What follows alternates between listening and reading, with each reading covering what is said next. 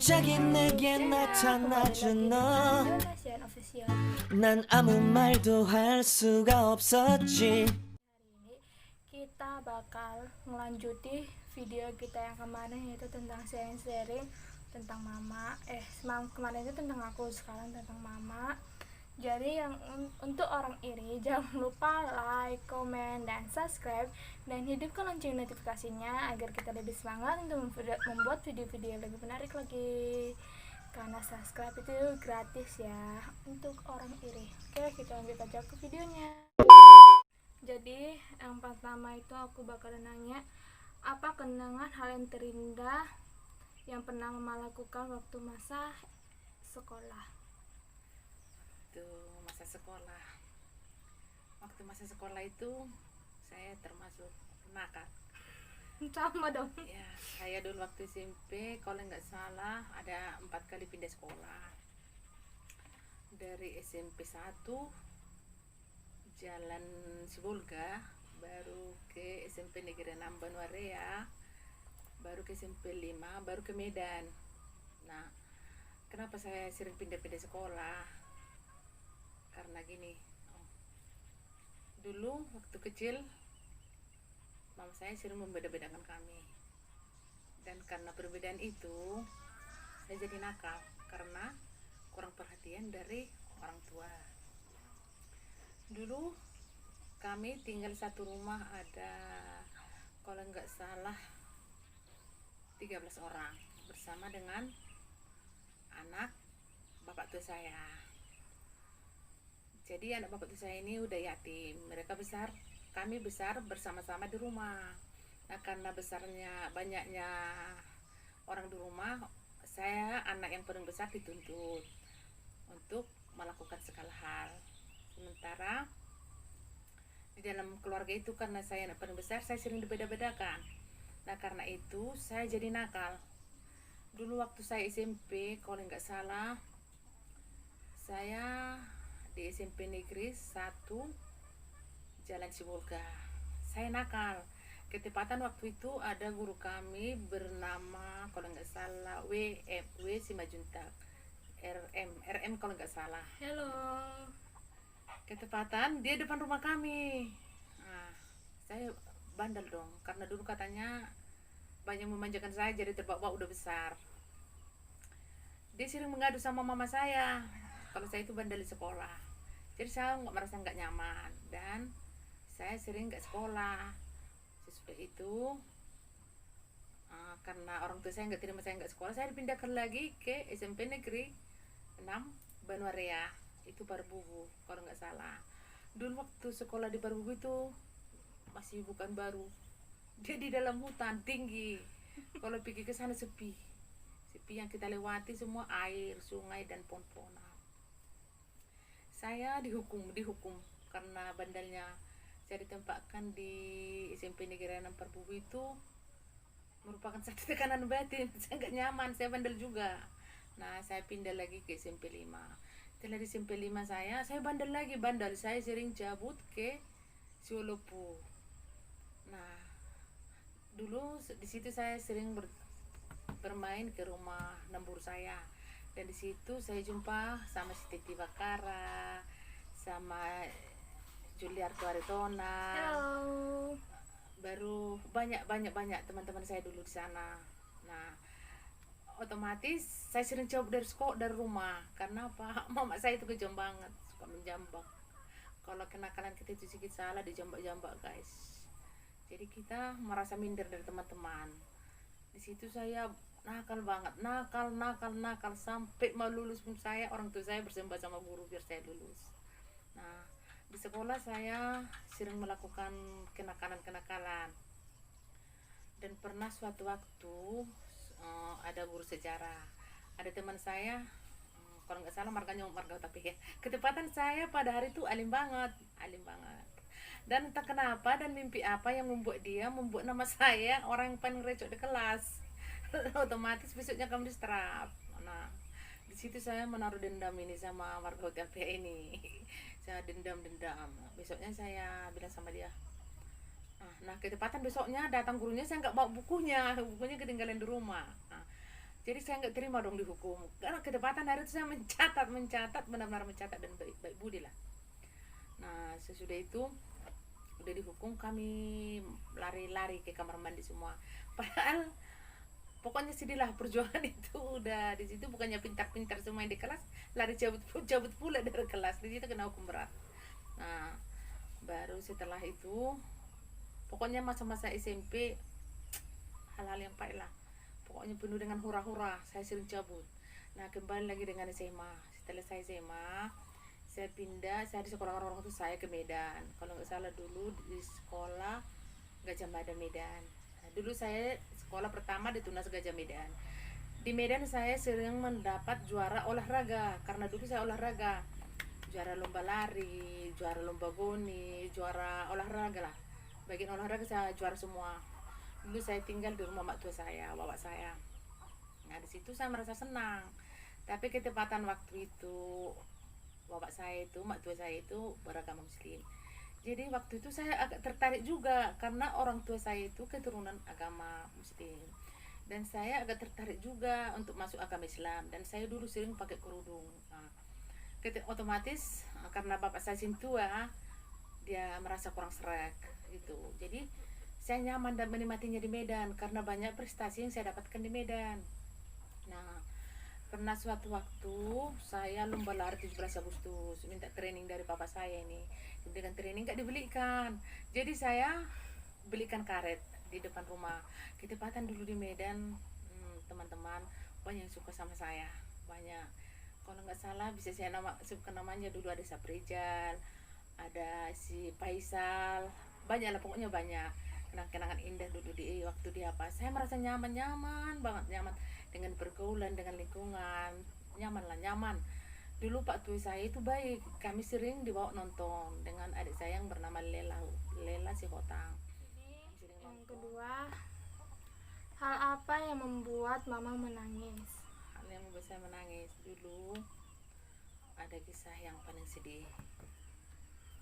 Dulu kenangan ini, di rumah itu orang tua saya sering membeda-bedakan, dan saya merasa tertekan batin. Pernah suatu waktu saya mau bunuh diri dan mengikat ke diri saya ke tali. Kenapa? Karena mama saya itu sering menjambak dan memukul tak kira-kirahan. Walaupun ada laki-laki di sana, dia tidak malu menjambak dan mengajar kita. Otomatis kita yang lagi puber malu dong lihat teman-teman. Dulunya saya sering minder lihat teman-teman, minder lihat lingkungan. Tapi waktu itu syukurlah ada pacar saya yang suka sama saya, dia menerima semua keluhan dan kesah saya. Nah sama dia saya bercerita, dan teman saya itu dulu sekarang jadi teman sahabat Facebook saya. Waktu masih kecil saya sering lari ke rumahnya tidur, kalau saya lagi terananya di rumah, ada saya curhat gitu. Jadi karena saya sering dihajar dan dimaki-maki, dijambak di muka orang, otomatis kita kurang merdeka dong di rumah gitu. Jadi kalau saya ingat hal itu, saya merasa sedih dan mau menangis. Dan walaupun orang tua saya sudah tiada sampai sekarang, saya anggap itu cuma jadi kenangan terindah dan yang tidak bisa saya lupakan waktu saya mau bunuh diri waktu masa-masa SMA.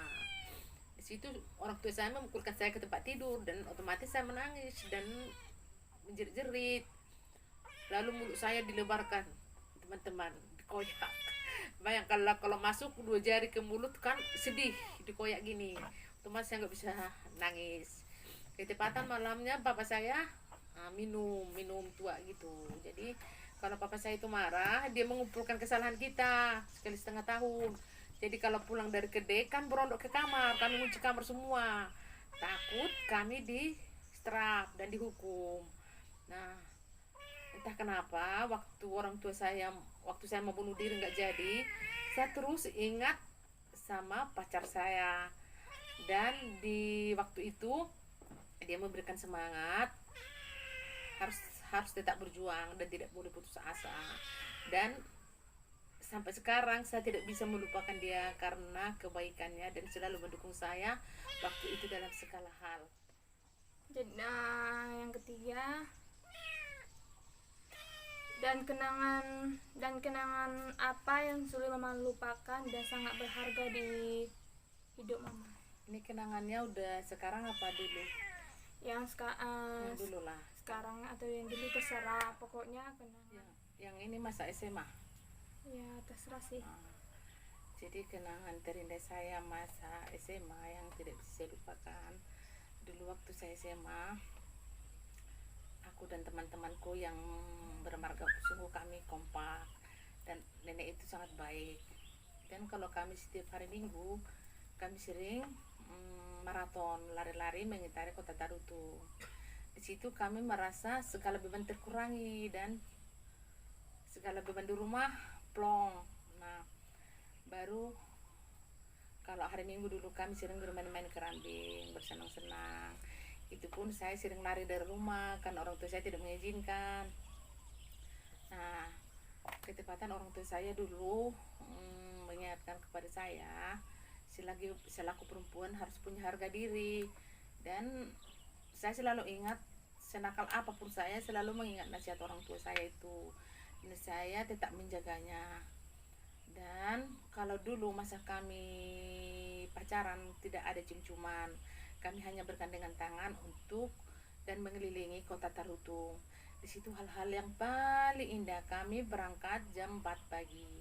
Nah, di situ teman saya, biar saya keluar dari jendela, selalu mengasih kode 3 kali. Dan setelah kode itu saya dengar, baru saya keluar manjat dari jendela. Lalu kami lari-lari. Dan sebelum ayah saya bangun, kalau dulu di kampung jam 7 orang tua otomatis sudah bangun. Nah, sebelum jam 7 saya sudah di rumah, takut ketahuan, takut kan hajar lagi. Nggak enak dong kalau kita terus setiap hari kena hajar, walaupun bandel gitu. Nggak, sakit juga lah. Kalau bisa janganlah kalian rasakan seperti yang kurasakan ini. Tapi setelah itu, kenangan yang paling indah dulu, saya pernah ketemu dengan suami saya yang sekarang di gereja. Waktu itu dia masih ganteng banget, ke orang barat. Pas pulang dari perantauan, dia ke orang barat lah, mancung putih apa. Jadi ketepatan hari itu hari ulang tahun saya, tanggal 24 Desember. Saya melihat dia di depan mata saya. Mungkin itulah jodoh yang dikasih Tuhan. Dan saya melihat dia, ketepatan itu saya atau adik saya ada di situ. Nah, urus dong, saya bilang. Rupanya dia serius-serius. Waktu tatapan pertama, mata kami saling udah beradu. Nah, udah di situ ketepatan pulang dari kami, kalau Natalan dulu kan di atas dong duduk. Sudah itu saya pura-pura sengaja lambat ke tempat lonceng gereja. Dia tangan kami bersentuhan gitu kan. Itulah jodoh yang diapakan Tuhan ini. Setelah kami di situ, ganteng banget ini, lagi saya kecantol. Jadi dalam benak saya bilang gini, harus dapat ini, ganteng. Pokoknya bibirnya tipis, hidungnya mancung, ganteng lah, suaranya enak juga dulu. Itulah hal yang paling indah dan yang lucu saya ingat. Jadi di situ saya kembali puber lagi, karena dulu puber saya rasanya nggak ada gitu. jadi puber berapa sih? Ya saya bilang gini loh sama abang itu, sama adikku, tuh urus dong, ganteng banget kayak Jet Li gitu kan. Ketepatan dia kurasa sur juga pada pandangan pertama. Nah, di situ dia jadi, dulu bayangkanlah, sekarang nggak pernah ketemu. Dari situ kami jadi sering ketemu. Ketemu kan. Ketepatan sama suami saya ini dulu banyak orang yang suka karena kegantengannya. Nah, tapi saya yakin kalau dia itu adalah orang yang terbaik untuk saya dan teman curhat saya dulu waktu anak gadis. Nah, sesudah itu saya dulu rajin juga ke gereja, nggak pernah telat ke gereja walaupun sering dipukuli di rumah kan. Jadi waktu itu saya jadi semangat. Saya ada semangat, saya harus dulu ikutan kumpulan remaja. Saya ikut. Dia dulu dapat 10, ikut juga aku lagi nih. Harus dapat. Rupanya dia juga gitu juga dalam batinnya. Jadi dulu dia sering bernyanyi di samping rumah. Kalau enggak salah dulu lagunya Biarkan Daku Melintas Alam. Gimana tuh lagunya? Biarkan daku melintas alam, mencari kehidupan di dunia ini. Biarkan daku melintas alam, mencari cinta kasih sayang. Kalau udah bernyanyi itu metik tali gitar, saya terus kasmaran di rumah. Dari jendela saya tuh manjat itu keluar menjumpai suami saya ini. Jago talent semua, jago main gitar jago, Iya. masak jago, ngikat rambut juga jago, beresan rumah juga jago, semua dia bisa. Iya. Jadi saya dulu berdoa sama Tuhan karena kurang sayang, Tuhan berikan saya jodoh yang baik. Saya ingin punya pacar dan suami yang tidak perokok dan peminum. Nah, ketepatan suami saya ini dulu tidak merokok tapi peminum, itu maklumlah dia dulu sering berlaut. Nah, kalau udah bernyanyi dia merayu saya gitu, mancing saya keluar, saya manjat dari jendela ini, manjat dari jendela. Kalau dulu di rumah kami jendelanya jendela papan jadi kalau dibuka kedengaran tak tak tak gitu, saya pelan pelan manjat, saya tutup lagi. Nah, di situ kami kasmaran habis. Dialah yang mengasih motivasi, mendukung saya, merangkul saya, mencintai saya dengan tulus. Yang saya salut dengan dia, ya sekarang ini saya dong yang jelek karena udah gemukan, malam lalu punya anak 4. Nah, kalau suami saya itu biarpun saya gemuk, kalau saya sakit jangan diragukan. Saya sakit dicium, dikusuk, Dirawat. dirawat, Pokoknya semua tanam-tanaman yang ada di rumah itu dijadi obat. Pertama itu. dia itu bapak saya meracik dulu, diminum dulu. Dia dulu yang minum. Iya, diminum dulu, terus dikasih kalau udah yang benar-benar ini obat, baru dikasih sama mama saya gitu. Waktu itu mama saya salah minum obat keracunan, dibawa ke ke rumah sakit. Mama sakit selama berapa bulan? 3 bulan. Selama 3 bulan Krisis. itu. Iya, Nanti kita cari diinfus. fotonya.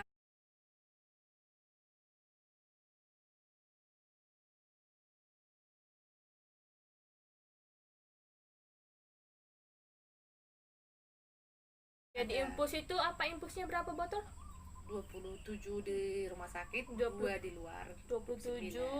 Di situ kita masih sekolah semua ya. Aku masih SMP, kakakku masih SMP. Iya.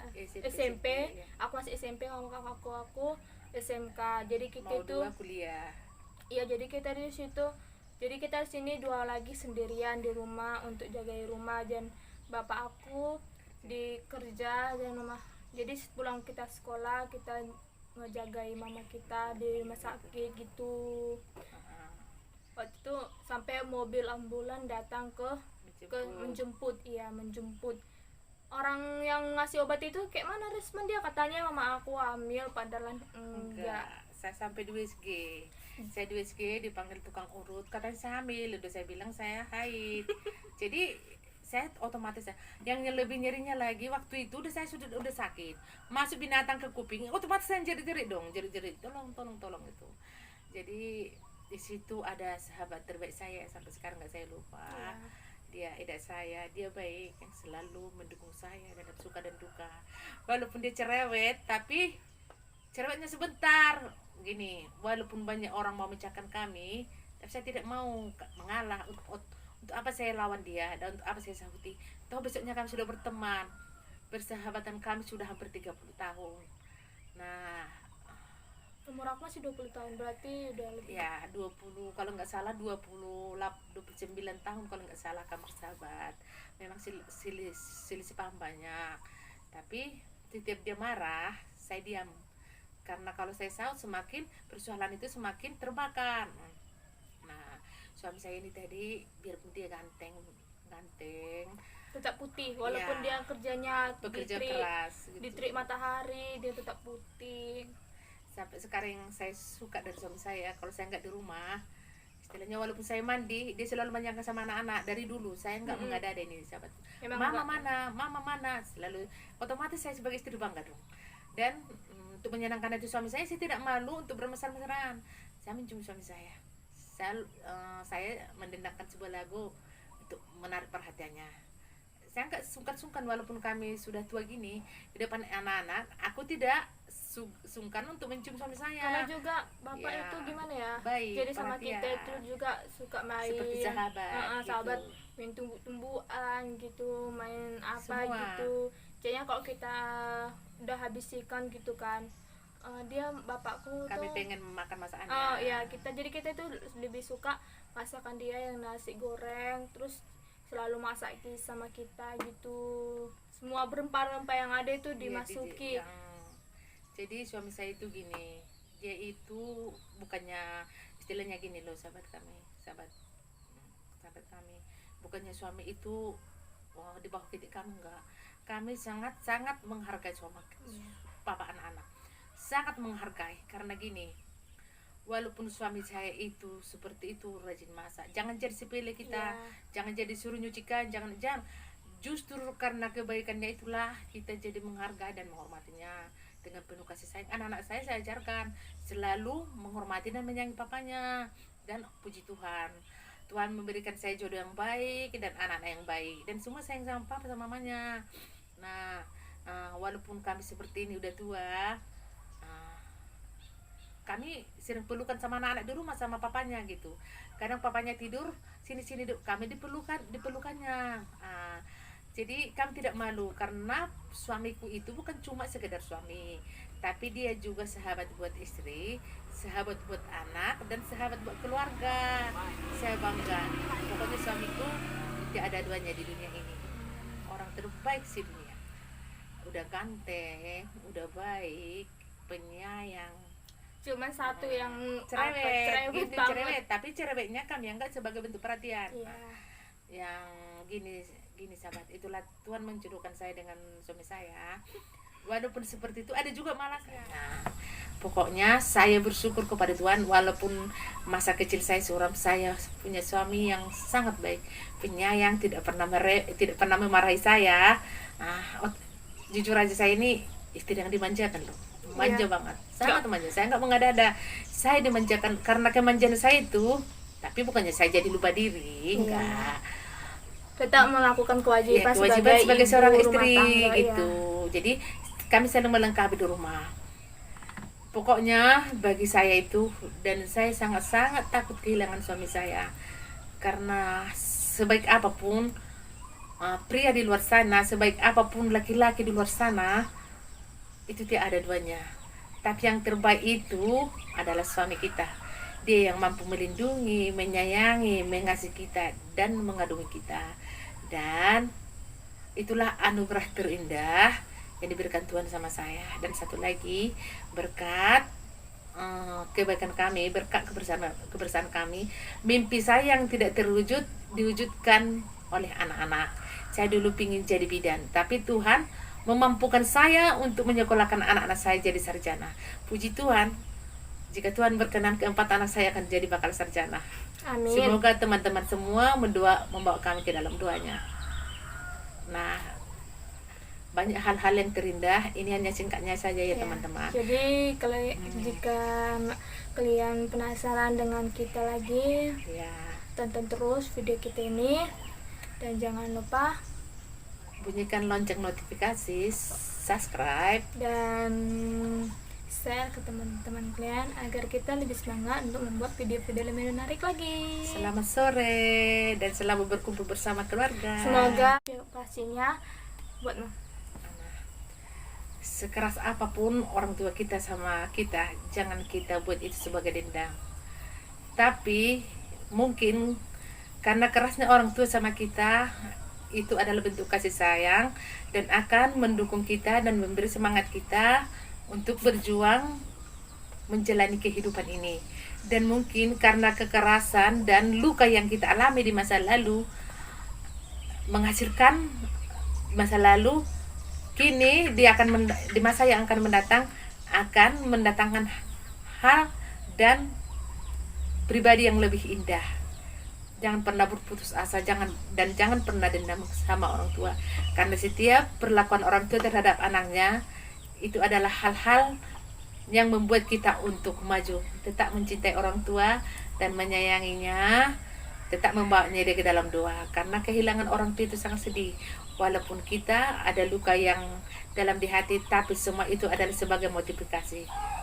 Tetap semangat. Yang ini subscribe, oke? Yang ini subscribe. Dan like. Selamat sore.